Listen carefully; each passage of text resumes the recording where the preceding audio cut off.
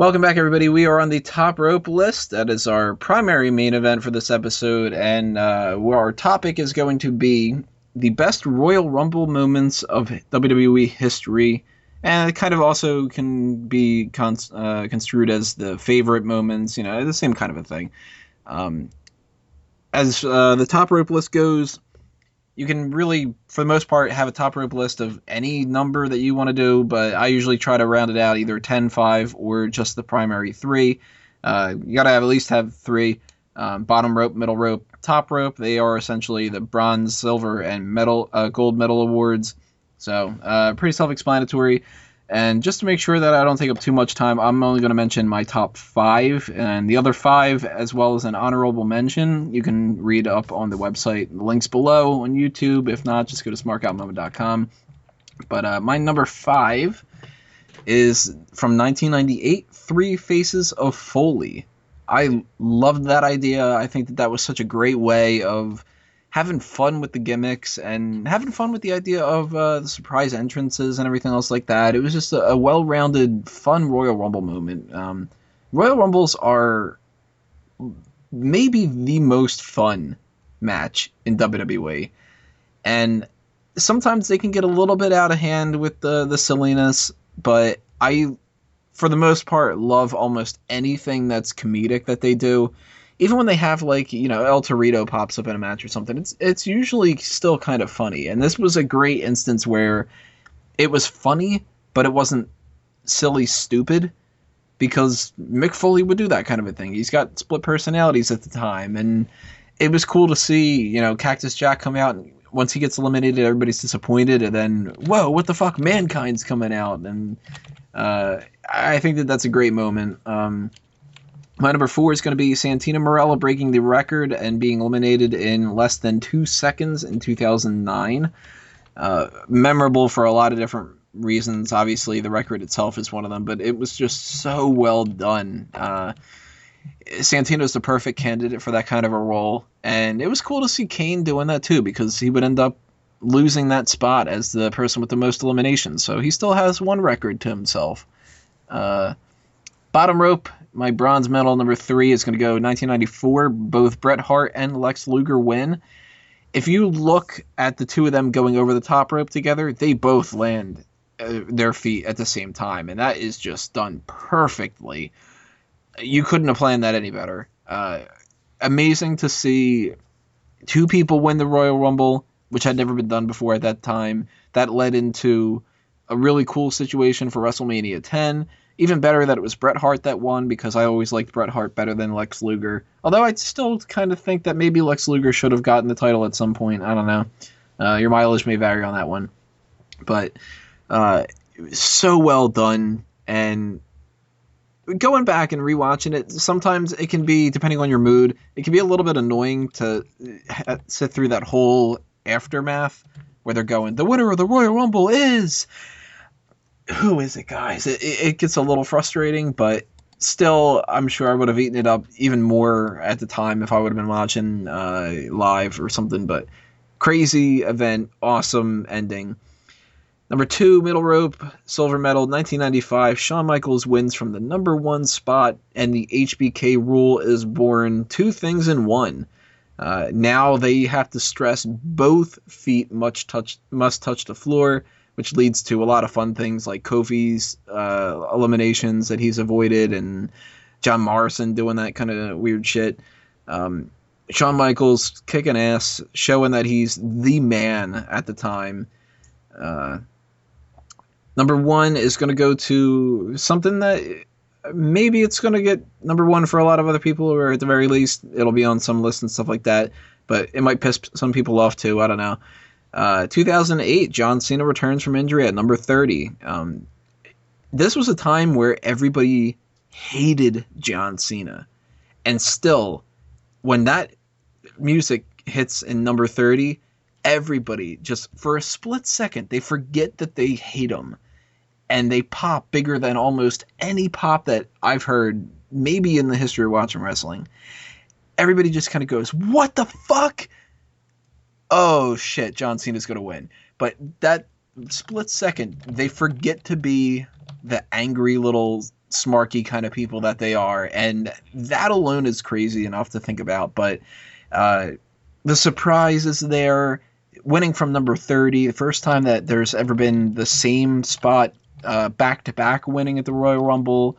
John Cena definitely deserved to win a Royal Rumble at some point in his career. There's a lot of different things for that, but to me, that is the top Royal Rumble moment. And as I said before, if you want to read my other ones, go to smarkmoment.com. But let's roll along here with everybody else. Drew, what are your top 3, 5, 10, whatever your list ends up Well, I was planning on doing 28 because there's 28 Rumbles, Tony. But I'll stick with 5 because you just had 5. Is that cool? Yeah, if you want to do 28, leave a comment. Fuck no, I don't want to type that out. Anyways. If you want Drew to do 28, leave a comment telling him to do it. Okay. Bully him into doing it. Peer pressure. And then bully him afterward anyway, because why not? Okay, shut the fuck up so I can do this. Anyways, my number 5 moment is going to be when Santino thought he won the Rumble. Come on. Everyone thought Santino won that Rumble. And you saw Del Rio. Then you're like, oh shit. They done fucked up. There's a nice little spot right there. By the way, Santino appears in like 3 of these, I believe, so Santino is fucking awesome. My number 4 is going to be when Roman Reigns broke Kane's record. Because I actually like Roman Reigns. And to be honest with you, Sean is a fucking idiot. So his hate for Roman Reigns is stupid. Roman Reigns is the fucking man. My number 3 is going to be when Edge returned. Because I was going to say Cena, but you kind of said Cena. And I kind of like Edge more than Cena, Tony. So I decided to go with Edge over Cena in that instance. And as you can tell, mine aren't as long and drawn out as Tony's because I am Migueling this right now. My number 2 is going to be when Mick Foley showed up at the 2012 Rumble. However, Santino's in there as well. So what other better thing to do is to have a Socko versus Cobra fight? Yes. I mean, yes, that was one of my favorite moments of any Rumble. Just for the sole purpose of, fuck, dude. Yeah. I think everyone wanted to see that, and I'm glad I got to see that. That is something that will go down. Too bad that didn't lead to one of them getting eliminated. I think they had someone interfere. But no, that was a great moment. And my number 1 moment is going to be a moment that I think a lot of people will hate on more than they'll like. But it's just a moment for me that I personally like because it was the first Rumble I personally got to watch. And that was kind of when Mysterio won. And the only reason I say this is because of the whole Eddie Guerrero thing. Because that's the only fucking reason why they kind of pushed him, to be honest. It meant a lot at the time. It meant a lot at the time. It was one of the best feel-good moments that they had ever produced. Yes. And to me, at the time, I kind of realized it. I was a big Eddie Guerrero fan. And I kind of latched on to Rey Mysterio for a few years after that. And to me, that was definitely, and it still is my favorite moment, even though I kind of fuck with Mysterio. Like, yeah, he's going to get injured next time he wrestles, but at least he has that win. And also, he kind of eliminated Randy Orton and Triple H at the last 2 to win. So, good for him. Actually, I think he technically eliminated RVD as well. So, dude, he had a few eliminations that year. So, go Mysterio. That's my top 5. Alrighty, Peyton. What are yours? Well, I'm going to do this Cesaro style, and I have a top 4 ropes list.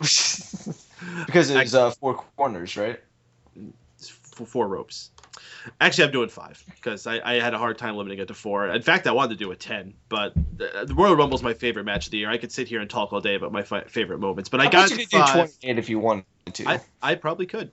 Number 5 is from the 2011 Royal Rumble, and it is John Morrison's, I don't know how it's called, but a Spider-Man type move where he gets thrown off of the ring apron, catches himself on the side guardrail, climbs up to the top, like balance beam, walks across, and then leaps over to the steps.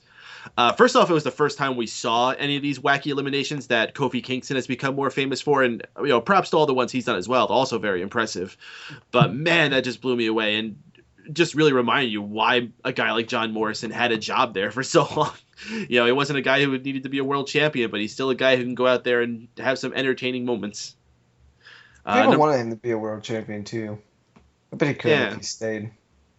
Maybe. Number 4 is from the 2012 Royal Rumble. Now, they have a history of having people return from injury at the Royal Rumble. And at the time of the 2012 Royal Rumble, a fellow by the name of Alberto Del Rio was out with injury. So, at the Royal Rumble, we hear the buzzer sound, and Alberto Del Rio's music starts playing, and it's like, oh, here we go again. Del Rio's probably going to win. But then something different happens. Usually you have a fancy car come out. Not this night. We had a crummy hoopty drive out.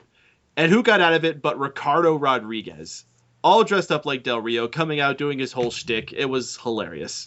Probably one of the few good things I can actually say for having Del Rio in the company at all. We got to have that moment there.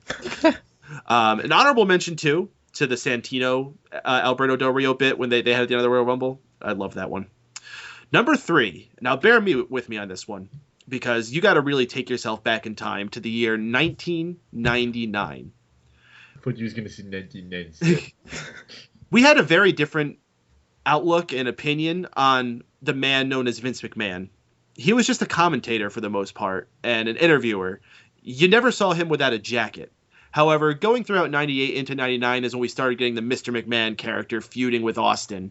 And people were just salivating, waiting for the day that we would finally see McMahon and Austin in a ring. And our first chance to really get that was when, through a series of events, they became numbers 1 and 2 for the 99 Royal Rumble. Austin comes out at number 1. Vince McMahon comes out at number 2. And this is the first time you ever see Vince McMahon without sleeves. And holy shit. I don't know if you could appreciate it without having gone through that moment at that time, because now you just know Vince McMahon as the jacked up monster he is. But you always thought of Vince as this like probably pipsqueak little guy in a suit doing commentary. And then he takes that off and he's a fucking Adonis. It's insane. So that just completely blew my mind back then. Well worthy of being on the list. And I don't think it's one of those that people would normally think about, but holy crap. Number 2 is, I'm giving it mostly to the 2007, but it involves 2008 as well, is the Shawn Michaels Undertaker saga.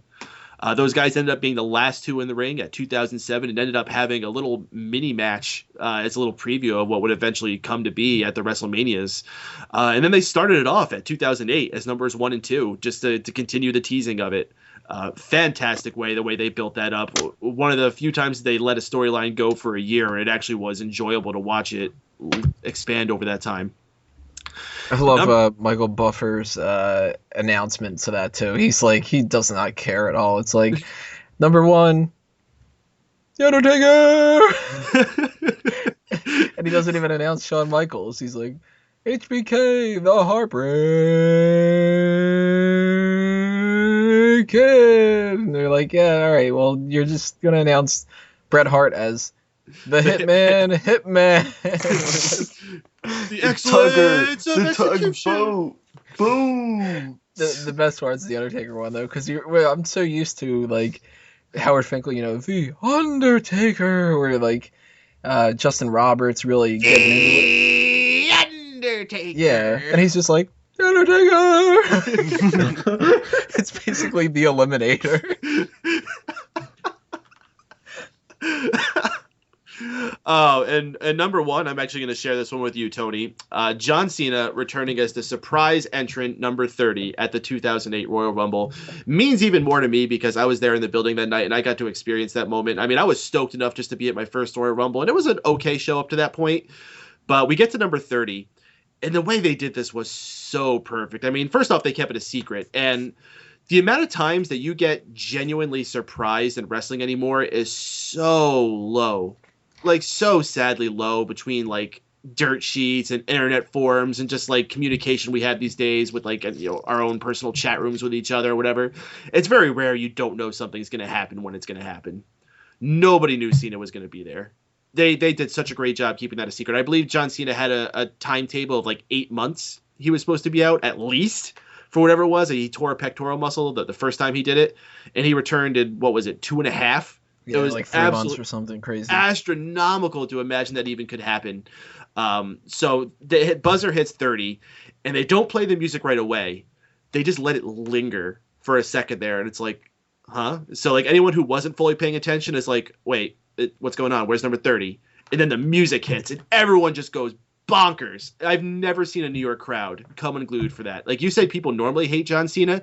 I can tell you there aren't many crowds, maybe Chicago, that hate John Cena as much as New York City. I mean, that crowd all night, I remember, was booing the heels, booing the baby faces and cheering the heels. I remember they hated Jeff Hardy that night. They hated Rey Mysterio. Yeah. They were cheering JBL. They were cheering Orton, like doing everything against what they would have wanted them to do. I think the only face that got a good reaction was Flair.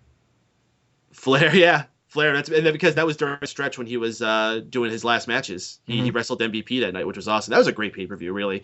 The debut of Mike Adamle. lots of good shit happened that night. But yeah, just fantastic. And even him winning, like after that, I was okay with it. Like, at least I am now. At the time, I think I was a little upset because, like you said, it was the peak of Cena hate. And man, was that crowd hot coming out.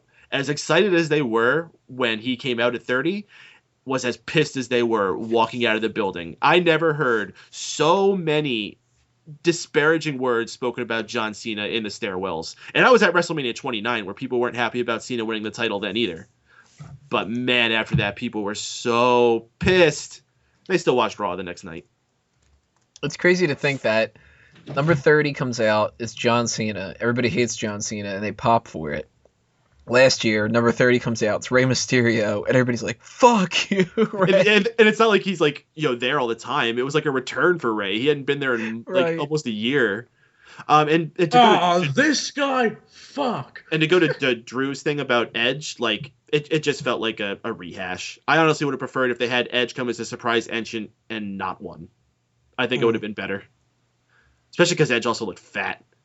He's fat. He was really fat at that period. Wago, what's your list? So, my first favorite moment that comes to mind is it was the year that Batista won for the first time, and it was him versus John Cena in the finals.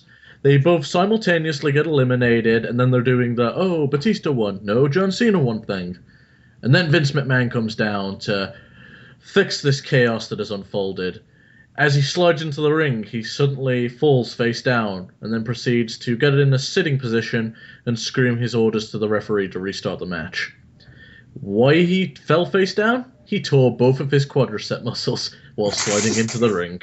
You're such an asshole. Now wait, there's some disparagements about that. So they say that he actually tore the first one sliding into the ring, and that he should have stayed down, but because he's such a proud man, he tried to stand up. And then he tore the other one while trying to stand up.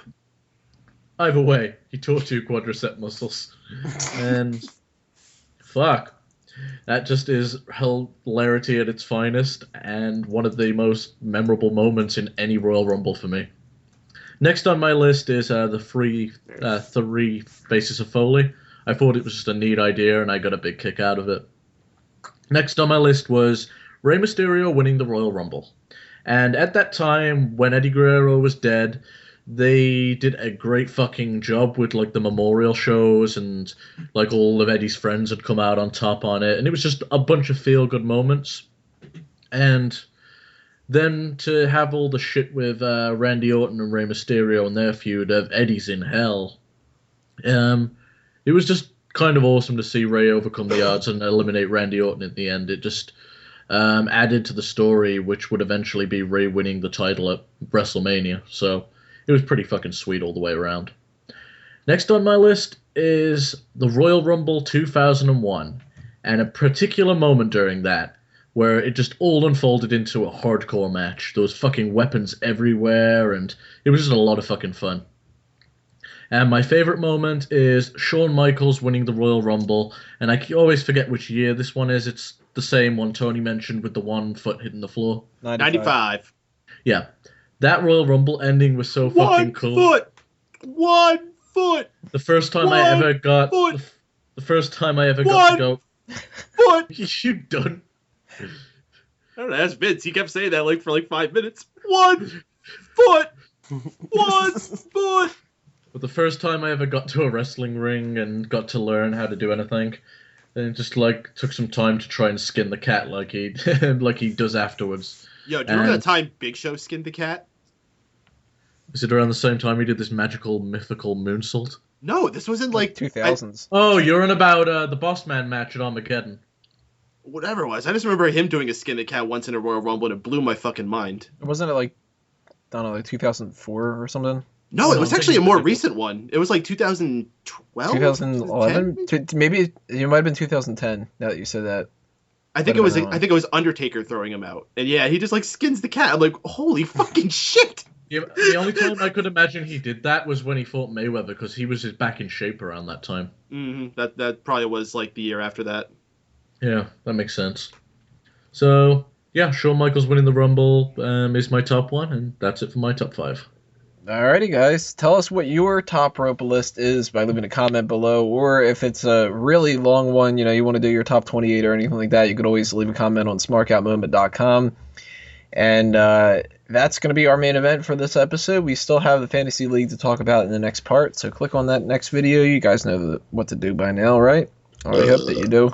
You burp, that's what you do. There you go.